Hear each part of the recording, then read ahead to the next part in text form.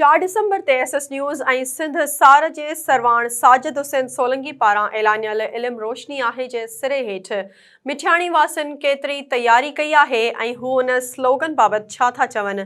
ॾिसूं था मिठियाणी मां शौकत मलिक जी हीअ रिपोर्ट। नाज़रीन असीं हिन वक़्तु मिठियाणीअ में मौजूदु आहियूं।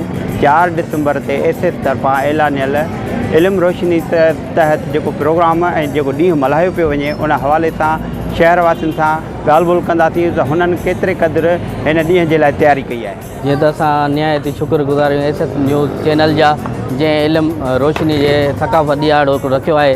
4 तारीख़ जेकी अचे थी इन ख़ुशीअ में असां पंहिंजे नंढड़नि खे टोपियूं अजरक वठी ॾिना आहिनि। सिंध जी सक़ाफ़त असां भरपूर नमूने सां मल्हाईंदासूं। असां 4 डिसंबर एस जे तरफ़ां भरपूर नमूने मल्हाईंदासीं। तव्हां शहर वासियुनि जूं ॻाल्हियूं ॿुधियूं, उन्हनि इहो ॿुधायो त 4 डिसंबर ते इल्म रोशनी आहे जे सिरे हेठि जेको ॾींहुं मल्हायो पियो वञे उन जे लाइ असां भरपूर तयारी कई आहे। असां पंहिंजे नंढड़नि खे जेको आहे क़ौमी लिबास टोपियूं अजरक ख़रीद करे ॾिना आहिनि। असां हिन ॾींहं खे ईद ॾियारो करे ऐं मल्हाईंदासीं। असां इन जे लाइ भरपूर तयारी कई आहे। कैमरामैन शहज़ाद मलक सां गॾु शौकत मलक, एस न्यूज़ मिठियाणी।